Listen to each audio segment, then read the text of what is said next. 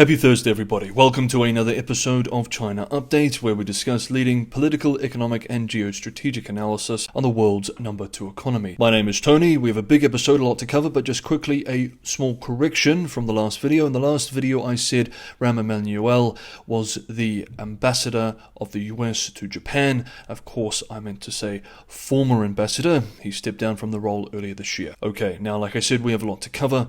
Let's jump in. And first up, we continue our coverage of turbulence in China-Japan relations, which has seen escalation in recent days. Beijing has intensified its rhetorical offensive against Japanese Prime Minister Caixin, escalating a diplomatic clash triggered by her recent suggestion that Chinese military aggression against Taiwan could constitute an existential crisis for Japan. The remark, delivered during Lower House Budget Committee deliberations last week, implied that Tokyo could invoke its right to collective self-defense, an interpretation successive Japanese governments have been careful to avoid stating explicitly. Takaichi's comments were met with an unusually sharp response from China's state media and diplomatic apparatus. As we discussed in Tuesday's video, China's Consul General in Osaka posted on X that the Prime Minister's intruding neck would be cut off without hesitation, to directly quote the post, prompting Japan's chief cabinet secretary to lodge a formal protest and ultimately resulting in the post being removed. Despite the backlash, Takaichi has refused to retract her statement. She told lawmakers this week that her assessment is, quote, consistent with the government's long-standing position,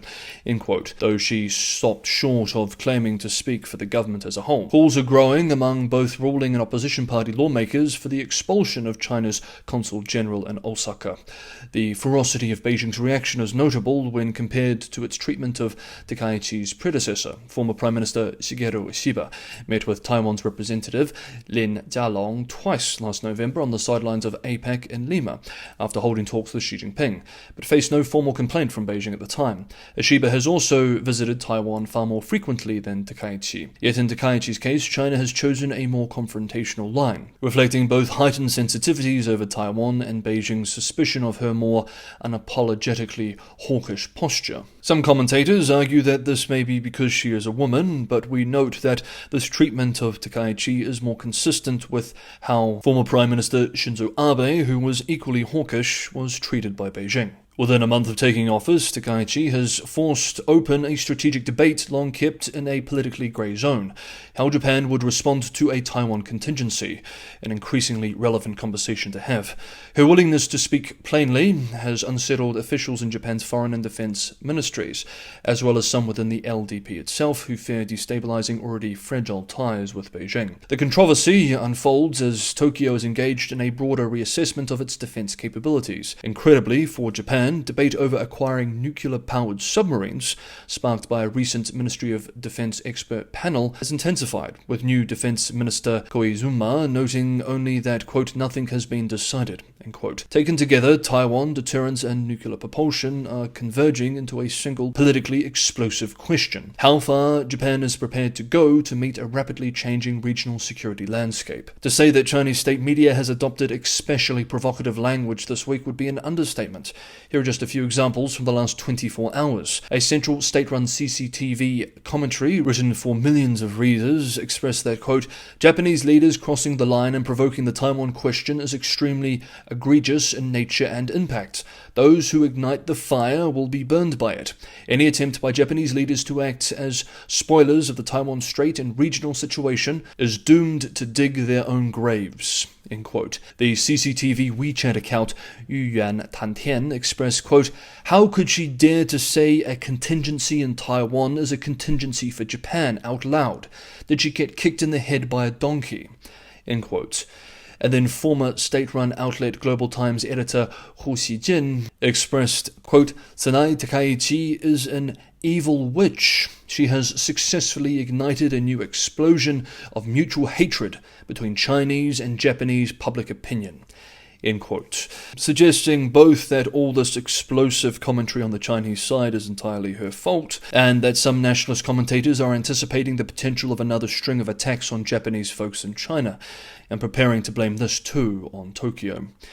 On these developments, veteran China analyst Bill Bishop observed today, quote, "Does the PRC side think that they can berate her into submission? If so, they are likely miscalculating, and in fact their reaction may just strengthen those in the Japanese government who have more hawkish views towards the PRC." End quote. Next up, Chinese economists and financial media are seeking to expose China's rapid expansion of so-called culture and tourism investment companies, CTICs, as serious threats to China's already shaky financial stability. Industry insiders warn the sector risks repeating the debt-laden mistakes of local government financing vehicles, which have thrown China's fiscal state into crisis in recent years. Though CTICs were initially created to put legacy financing platforms on a more market-oriented footing, many now face mounting losses, weak governance, and unsustainable debt loads, according to a Chinese financial media outlet Caixin report published this week. Culture and tourism investment companies have proliferated in recent years amid Beijing's push to integrate cultural development with tourism as part of rural revitalization and urban renewal. By leveraging local cultural assets, these projects are politically attractive and relatively easy to launch.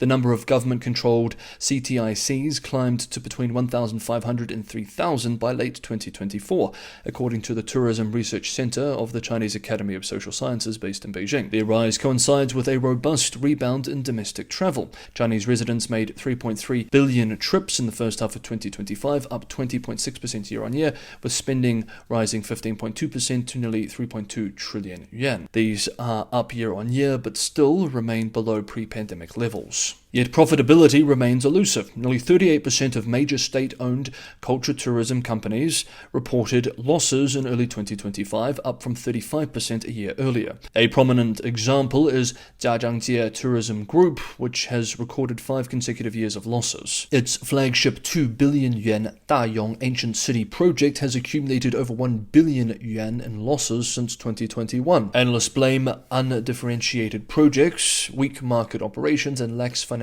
oversight. Many ventures require massive upfront investment and can take decades to recover costs. Some CTICs even inflate projected tourism numbers to secure loans. At the same time, fiscal support for CTICs is weakening as local governments face shrinking land sales revenues and intensified debt reduction mandates. This has left many companies heavily leveraged, with liability to asset ratios often exceeding 60%, well above warning levels. Experts warn that CTICs risk becoming local government financing vehicles in new clothing, vehicles whose funds are routinely diverted to plug budget shortfalls rather than build sustainable businesses. Without a shift towards genuine market discipline, stronger project screening, and partnerships with private capital, the CTIC model may struggle to deliver long-term returns at best, and at worst will exacerbate the already acute structural fiscal crises at the local level. Next up, we have a few more critical developments to cover, but just quickly, if you want to continue to be on top of updates like this through grounded and sober analysis on China, its domestic crises, and its wider relations with the outside world, consider subscribing to China Update. Hit the bell notification icon and you will be. If you're getting some value from today's episode, it's a huge help if you can just hit that like button. Sharing with someone is also a big help, and if you'd like to go the extra mile and help keep the channel financially sustainable, it is just me making these every day, so if you'd like to support independent outlets like this, Patreon and Buy Me a Coffee links are in the description below. I rely primarily on your support, and I deeply appreciate all this incredible help.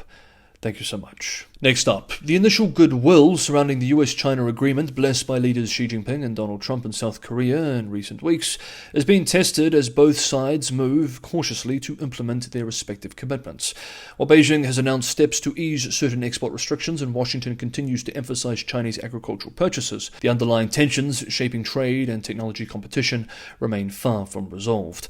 One of the most contentious issues is the US statement that China will issue so-called general licenses for exports of rare earths, gallium, germanium, antimony, and graphite, materials at the heart of the global defense and electronics sectors. The statement implies a de facto rollback of the controls Beijing has put in place, but industry observers and diplomats doubt that China will permit those materials to flow to companies linked to the US military-industrial base, something that is critical for the US side. The Trump administration believes Xi committed to fully reopening that spigot.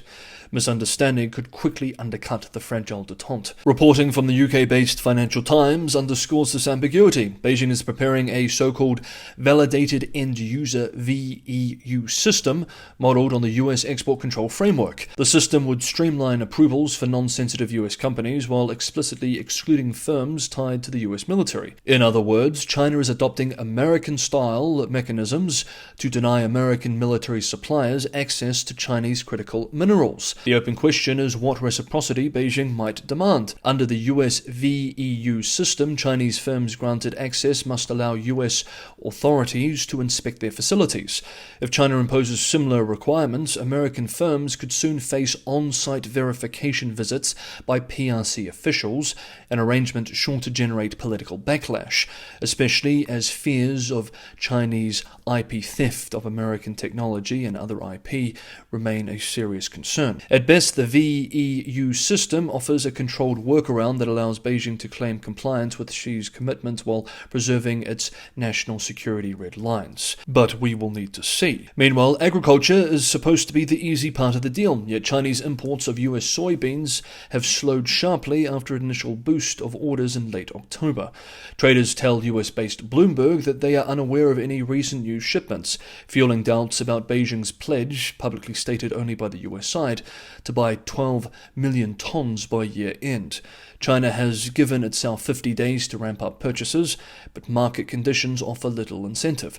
Brazilian soybeans remain cheaper, even after tariff waivers, and China's inventories are already at record levels, more than 10 million tons at ports and the highest crusher stocks since 2017. Domestic demand is soft, margins are weak, and state buyers appear to be waiting for prices to improve. Beijing officials have stated publicly that purchases will depend on whether US soybeans are, quote, competitive, end quote, and of, quote, good quality. These caveats all but guarantee that if targets are missed, China will argue the market, not politics, is to blame. The problem is the US President Donald Trump has made soybeans a key aspect of the latest detente. With farmers being part of his base, he will be following the space closely, and if Beijing, in his eyes, fails to deliver, the action may be taken personally and trigger wider escalation in the US-China trade relationship. Meanwhile, American companies are drawing their own conclusions about geopolitical risk. UK-based Reuters reports that General Motors has instructed thousands of suppliers to eliminate parts sourced from China by 2027, part of a broader push for resiliency amid escalating trade frictions. The directive, first issued quietly in late 2024, has gained urgency as the latest US-China trade battle intensifies. Taken together, these developments reveal a similar pattern. Headline agreements followed by painstaking, politically constrained implementation. Both governments can claim progress, but structural mistrust over critical minerals, food security, and industrial supply chains limits how far each side can truly go. The deal is moving forward, but the structural competition remains. And on three key fronts, the limits are already showing. And then there is technology. Has the US moved to checkmate Beijing in the technology war? China is grappling with an, quote, acute shortage of advanced AI chips, end quote, as US export controls increasingly constrict supplies, prompting Beijing to intervene directly in the allocation of domestic semiconductor output. According to a bombshell report published yesterday by the US-based Wall Street Journal, Chinese authorities have begun diverting how production from the country's top contract chip maker, Semiconductor Manufacturing International Corp, SMIC, is distributed, giving priority to national champion Huawei technologies.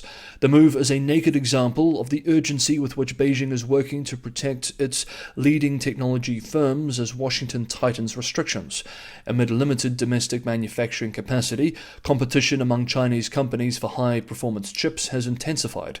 Some labs reportedly continue to smuggle sought-after NVIDIA processors or access them remotely via cloud services abroad. Even promising AI startups such as DeepSeek have been forced to delay model releases due to shortages. Huawei, meanwhile, has turned to energy-hungry workarounds, building thousands of less advanced domestic chips to approximate the power needed to train frontier AI models.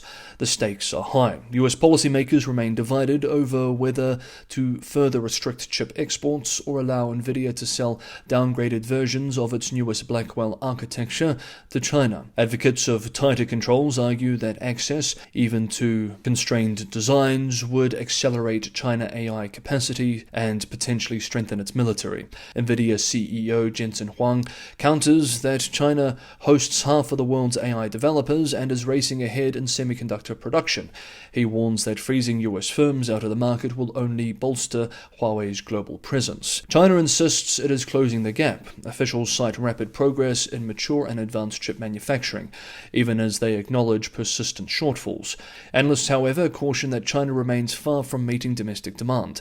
Estimates suggest that even optimistic projections of Chinese output fall well below what its AI industry requires. Though, as the expression goes, necessity is the mother of all invention. Beijing's drive for self-reliance has brought trade-offs. State-owned data centers have reportedly begun removing NVIDIA chips and switching to domestic alternatives, a development that we have covered in recent days and a move that has strained engineers reliant on NVIDIA's mature software ecosystem. To cope with hardware limitations, companies such as Meta X are designing multi-chip solutions based on older processors, contributing to soaring power consumption and prompting local governments to subsidize data center electricity bills. Despite constraints, China's chip sector is advancing.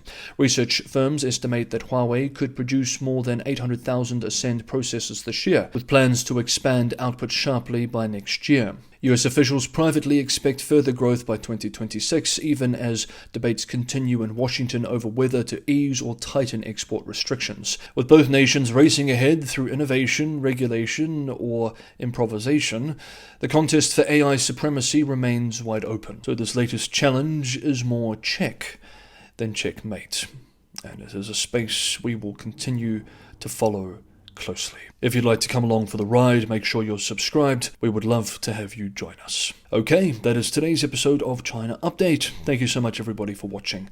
Have a good Thursday, and I hope to see you for the next episode, which will either be tomorrow or on Saturday.